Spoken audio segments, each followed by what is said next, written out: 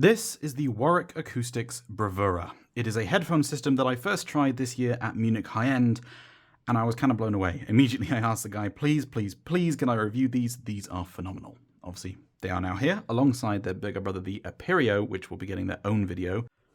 One of the first and potentially most important things to note about the BRAVURA is one of the contributing factors to why it sounds so good, but also a potential reason as to why some people might not want to buy it, and that's that this is a complete headphone system. You can buy the source separately for £4,000 and the headphones separately for £2,000. But this source can only power these headphones, and these headphones can only run on this source. And that's because these are an electrostatic pair of headphones. But not only that, they're a bit different than other e-stats, because where a lot of older stacks in particular ran on a normal bias of 230 volts, and most modern and high-end e-stats run on a pro bias of 580 volts, these run at a bias voltage of 1350 volts, so a lot higher than other e-stats. Because of that, you can't run other headphones on this source because, well, planars and dynamics need a regular headphone amp, not an electrostatic energizer, and other electrostatic headphones need a much lower bias voltage than what this is providing. And you can't run these on other energizers because they won't put out a high enough bias voltage to run them properly. So you do need to just use these two together. Additionally, there are some analog inputs on the back, but they don't drive the energizer stage directly. There is an ADC, so the signal gets converted back to digital first. And so that effectively means that you can't really properly, anyway, use an external DAC, you can't swap the amp, and you can't swap the headphones. It is just a whole system. And for some people, that'll be a deal breaker, because some people like rolling headphones, like rolling amps or DACs even, and just an all-in-one system isn't something which they'll want. But for the kind of people who are happy with an all-in-one system and just want the best result they can, I can quite safely say that for £6,000, I cannot think of a way of building a system which beats the result you get from this. These are that good.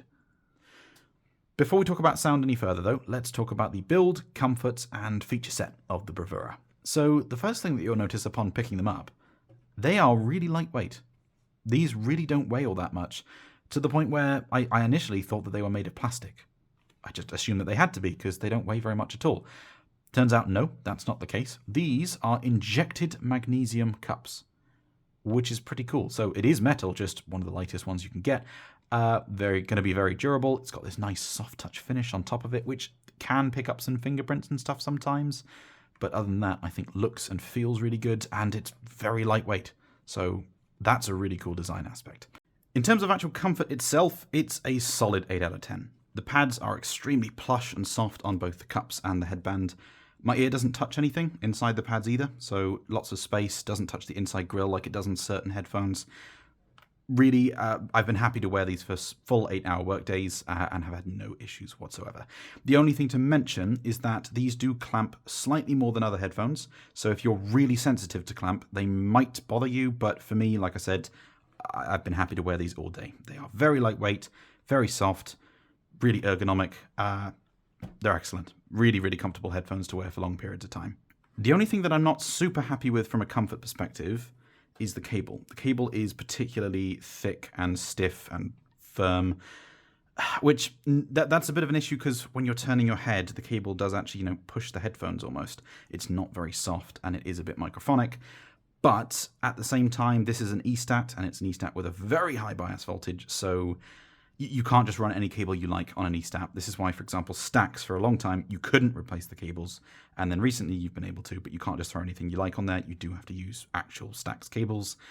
So I do wish this was a bit softer, but I get that they potentially didn't have much of a choice in how they did that. So not a huge deal. In terms of the main source unit itself, it's like the headphones, sleek and understated. It's not flashy or calling attention to itself, but it just looks good. It just looks premium and clearly high-end without being over the top.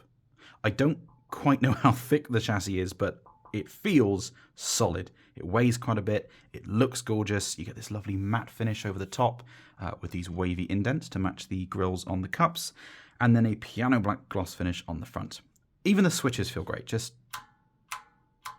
nice tactile solid, and a solid 8 out of 10 for knob feel as well. The volume, by the way, is a digital attenuator, So it's not a potentiometer, it's not a relay stepped attenuator or anything like that. It's all done digitally. And then lastly, we have a LEMO connector for the actual headphones themselves. So nice high quality connector too. Just clicks in like that. Easy to pull out. So everything about this just feels excellent. Let's have a look at the back. On the back, you have a tactile toggle switch for power, as well as the DC barrel input. The external power supply that this comes with has a locking connector, so it's not just a standard DC barrel, it does actually screw in to avoid it being accidentally unplugged whilst in use. The digital inputs are either USB, which can do up to 384 kHz, or SPDIF coax, which can do up to 192. And then analog inputs, which do go through an analog to digital converter internally, so it's not an actual analog pass-through. You either get RCA or 3.5mm, so no balanced inputs on this one. And then lastly, a high or low gain switch, which only affects the analog inputs, not the digital ones. Only real complaint here is that I would have preferred it if the power switch was on the front, like the Aperio, but it's pretty minor. Let's get back to sound. On to sound quality then. And before I start this section of the video, I've got to be clear and reiterate, I have no involvement with or financial relationship with Warwick Acoustics. None whatsoever. I met them at Munich, I tried the Bravura and the Aperio, and I liked what I heard, and I asked to borrow a unit to review. They lent me one, that's it. I've not been paid to say this, I don't get to keep this is going back after the review, I don't have an affiliate scheme with them, I have no interest whatsoever in Warwick Acoustics or how well this product does. And I need to tell you that and make that very clear because I'm going to be really, really positive about these. More than most products because these are fucking phenomenal. The Bravura for the whole system is £6,000. £6,000 and you're done. I think it's 5.5 if you go for the silver one. There is a silver version of this as well. Up until now, the Susvara has been my overall favourite headphone. This on a good system, because it is quite system dependent and particularly power dependent, hence why I run mine on a speaker amp. That's been my best headphone. Overall, it's given me the best listening experience. There are other headphones like the 1266, which I really enjoy and wouldn't want to sell because they do things differently. But as an overall listening experience, if I just had a gun to my head and had to pick one headphone, it would be the Susvara. But now, it wouldn't be. It would be this.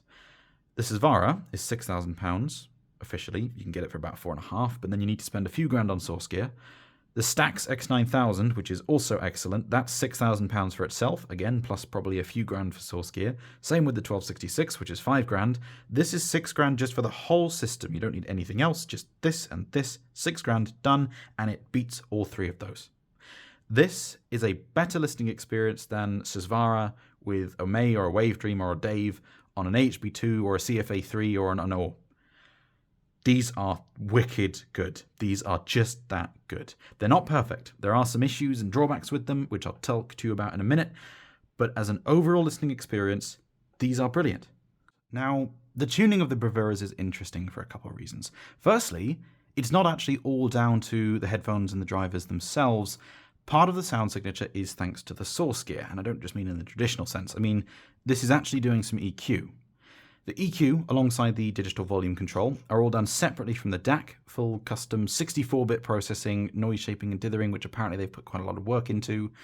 That's the reason, by the way, why the analog inputs on the back go through an ADC. It's because, well, A, the volume control is digital, and also the EQ needs to be applied. But it's done about as high quality as you could possibly ask for, and the result that you get is fantastic.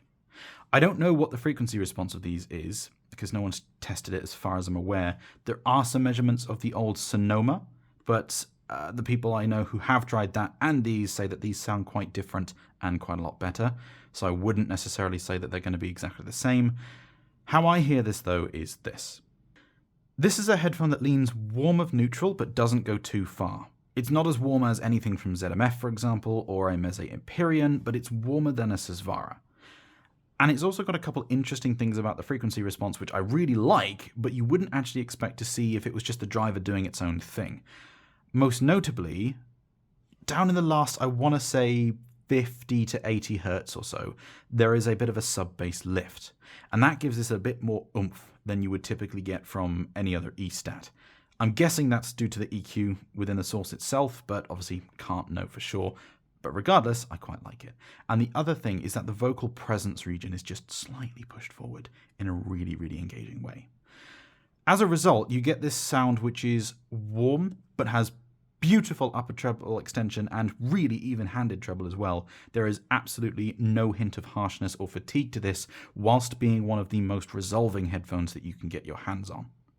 So let's start at the top and then kind of work our way back down through the frequency response, starting with the upper treble.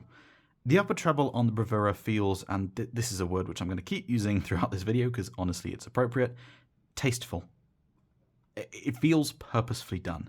And what I mean by that is certain headphones have too much, certain headphones have too little, and certain headphones have just the right amount, but it might be peaky or aggressive or just not particularly well charactered. These are doing everything right in this region. If you have too little, then it can make things sound congested, closed in, lacking openness, and it can also have the effect of sort of blunting things or making the sound almost muted if lower frequency components like a female voice or a drum strike, which have higher frequency components. A breathier voice, for example, if you cut off that upper treble, it sounds veiled. It doesn't sound correct. A drum, if you cut off the leading edge higher frequency transient, then you just get left with the boomy bits afterwards, and again, it sounds like you're hitting a pillow.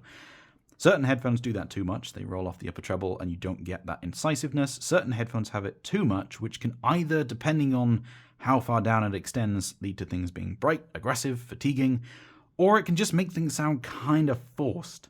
The HD800, for example, is a headphone which sounds huge, but quite ethereal and diffused at times, which isn't great. These, however, sound big, airy, spacious, incisive, without going overboard. The presentation of space just sounds quite natural. It's not trying to wow you, it's not trying to overdo things, it just sounds pretty much how you would imagine things should sound, which is an excellent characteristic to have in a headphone, and a mark that is so easy to miss. My previous favourite headphones of all time, the Susvara, they weren't the world's biggest soundstage. In fact, their little brother, the Aria, actually stages bigger than them, but the Susvara had the advantage of positioning things in an extremely convincing manner. The Aria could get bigger, it could present things further away, but things weren't as clearly defined at a point in space. You could tell where things are coming from, roughly how far away they are from you, but they were kind of over there about 6 feet rather than taking up this much space here and that thing being a little bit bigger and positioned right there. That was just more tactile. It was more reach out and touch it type effect, even though the actual whole soundscape wasn't as fully big. These take the soundstage of something like, well, not quite an HD800. The HD800 stage is exaggerated. It's not quite that big, but it is about as big as an Aria, certainly bigger than the Susvara. Then you take the spatial characteristics of the Susvara and add that onto it, and the result is phenomenal.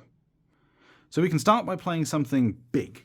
So this is City of Sound by Big Wild, and this can just get massive.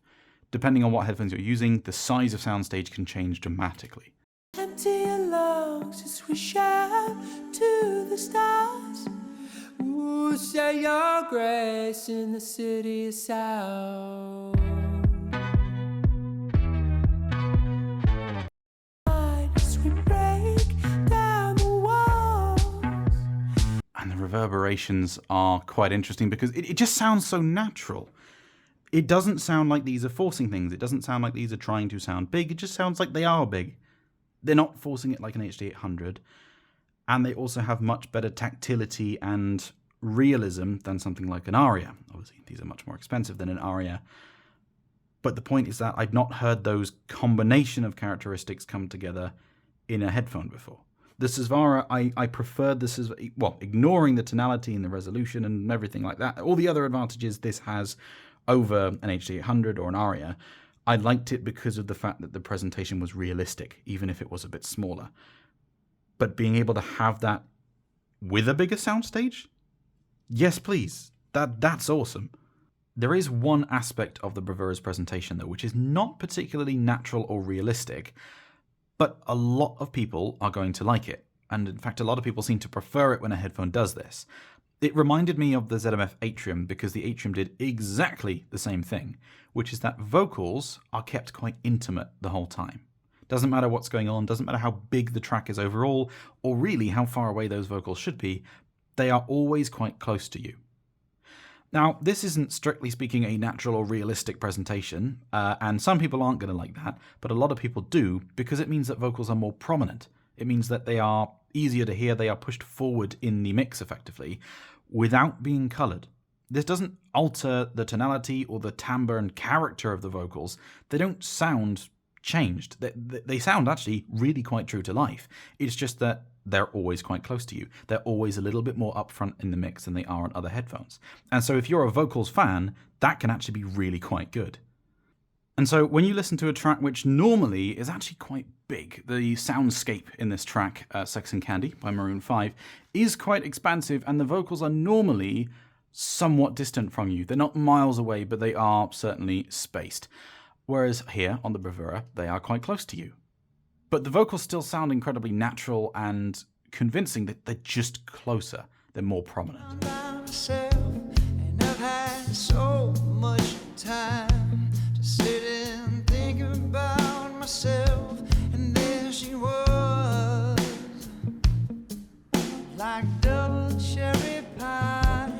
And that's going to be Marmite. Some people are not going to like that. Some people are going to want it where the vocals are, well, further back when asked for. But I found myself enjoying that the more I listened to it, and it was the same story on the Atrium. So that's a personal preference thing, but worth mentioning.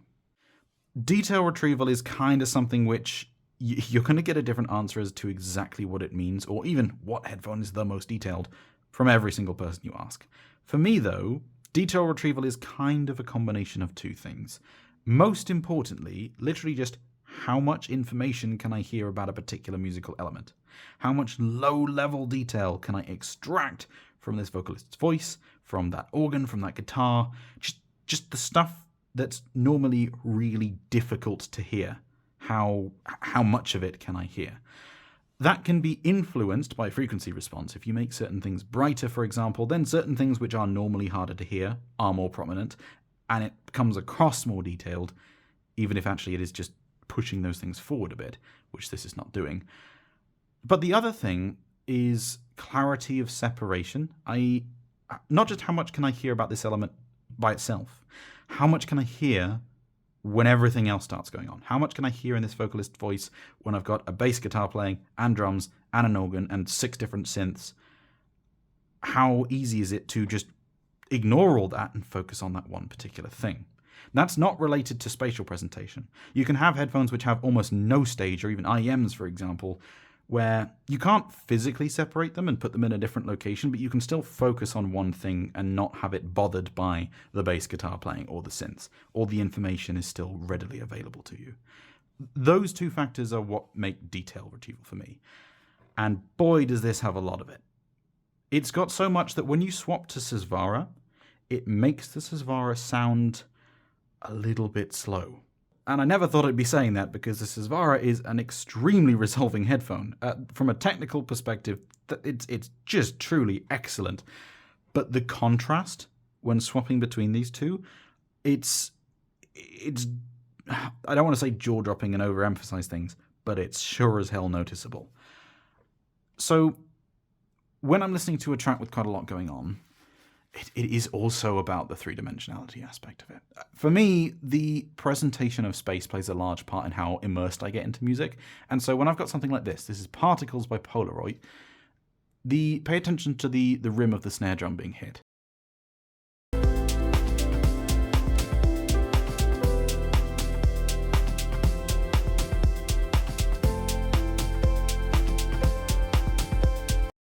On the Bravura, it's so clearly defined in a particular location, but also no matter how much of the other synths and the piano is going on, none of that information is hidden behind other stuff. And you can put on something much busier as well. Let's put on, Pain by the War on Drugs. That was a super seamless transition, I know.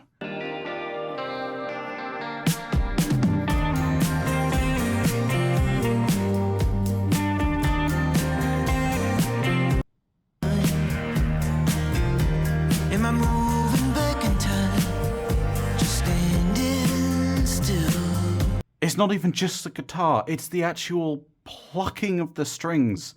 That itself is so clear in a way that it's just actually not on the Susvara.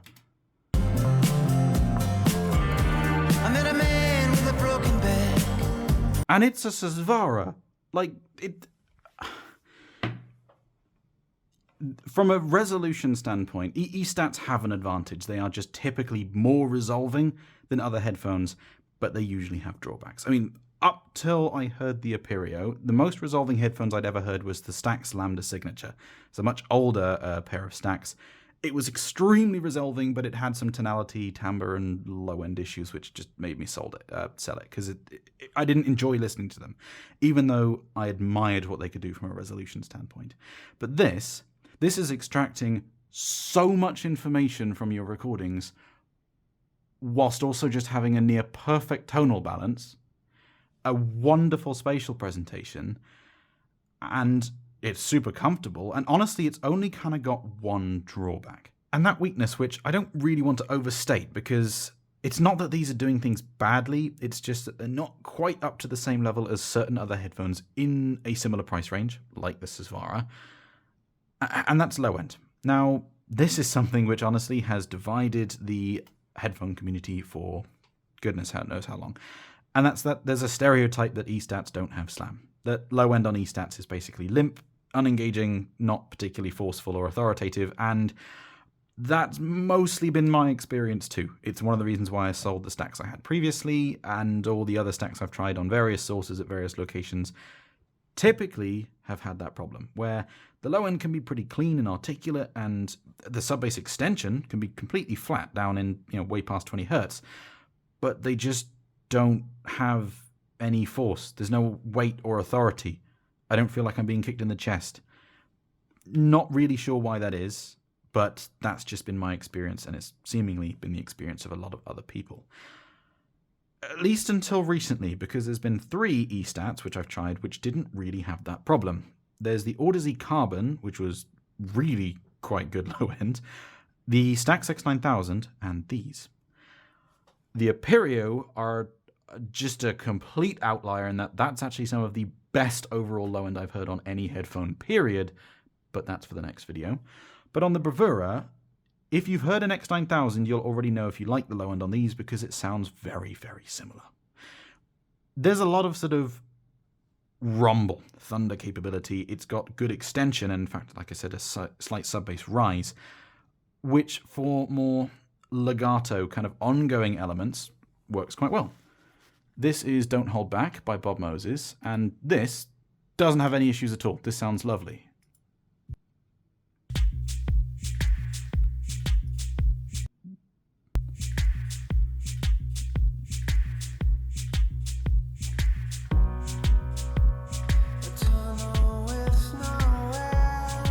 Sounds massive as well. But because that synth is, even though it's punchy, it's kind of a slower build-up. It's not a, actual snap. It's not a staccato. And it seems to just work quite well on these.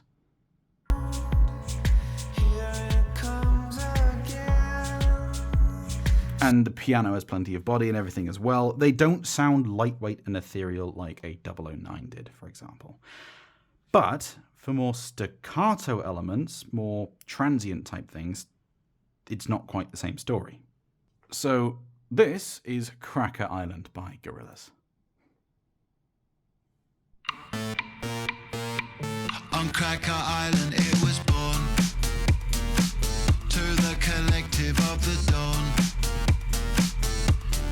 It just does not really have much in the way of thump and force and engage. It just sounds, I don't want to say lifeless, but it's just not giving me the impact I want. Whereas when I swap to a Susvara and I play exactly the same song,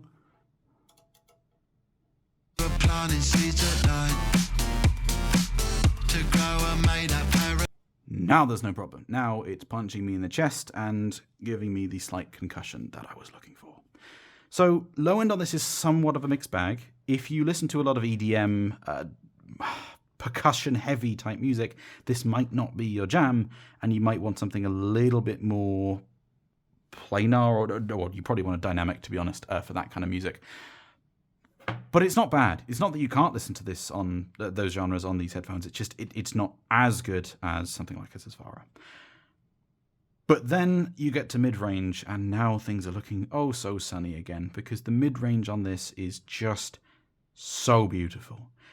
Timbre is also a problem that's typically been pointed out for E-stats.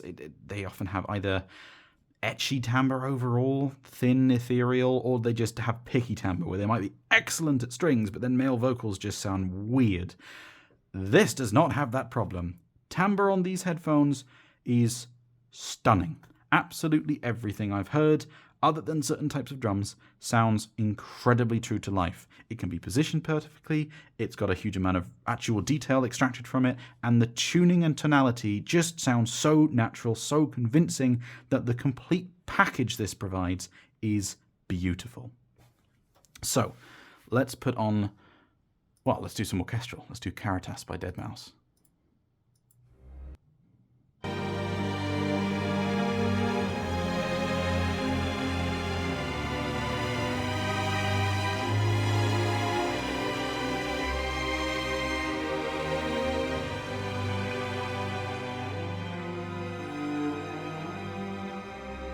Not just the sort of group of strings, but you can hear each individual violinist so clearly, more clearly than I've been able to hear on just about any other headphone, and they sound like real violins. They don't sound like the texture's being pushed forward, they don't sound like anything's being held back or blunted or muted, it just sounds correct. And I could listen to these for hours because of that.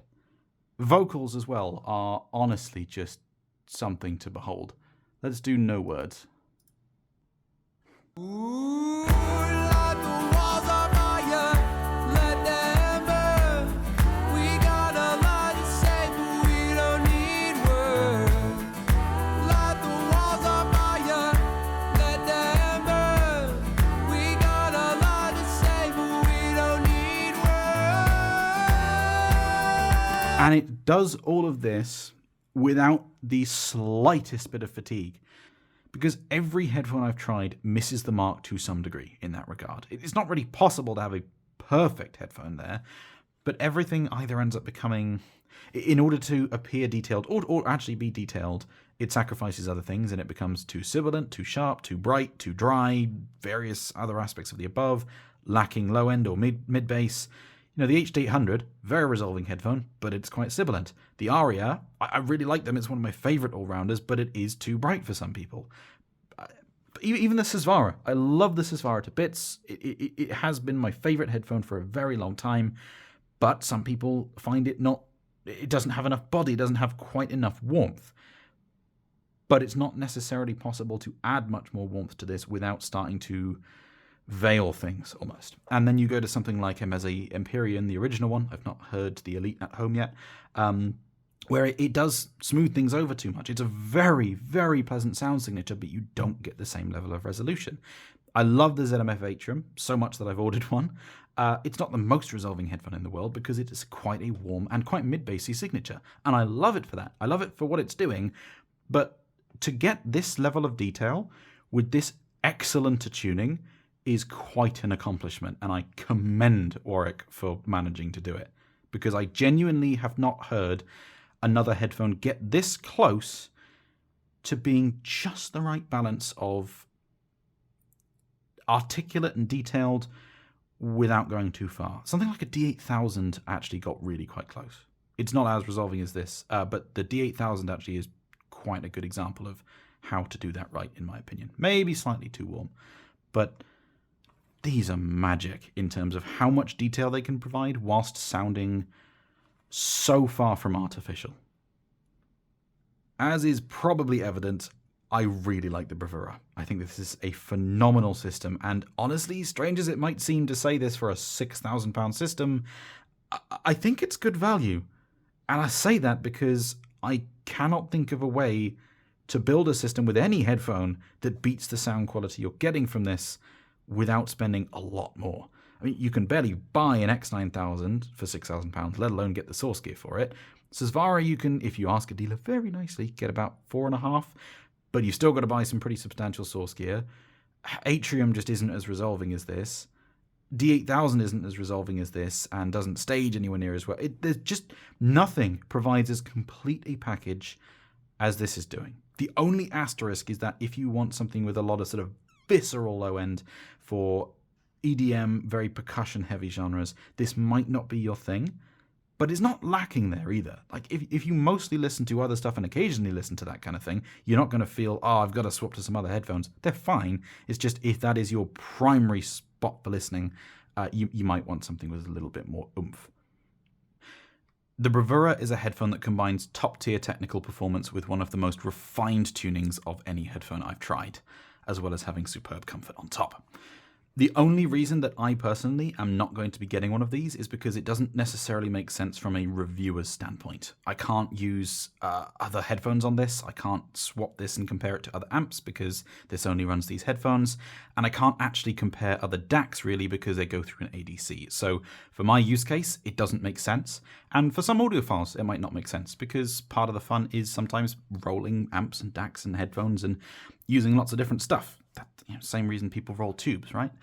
But for the kind of person who is looking to spend about £6,000 and get the best result they possibly can, I'm pretty sure this is it. And the Warwick Bravura has my full recommendation. These are just stellar. If you'd like to talk to me and other Wiggly Air enthusiasts about music, gear, events, and anything else in between, then join my Discord server. Or support me on Patreon and get access to the supporters-only Telegram chat. I don't use any affiliate links or do any paid reviews, and so the support I get from Patreon is what allows me to keep making videos. A huge thank you to my crazy Summit Fi supporters, Chief Big Time, Dan Mellinger, Joe and Dizarasta, my Legend tier supporters, CK Yozizawa Zoo, Dwayne Butler, Jithan the Shiba and Gravitas, and my Diamond supporters, Naivo2, Clockmeister, Ixnay, Spellio Fool, Pokey and White Sea Studio. Thank you very much to headphones.com for their sponsorship support and to everyone else who is supporting me on Patreon. You guys make this happen. I cannot thank you enough. I'll see you in the next video.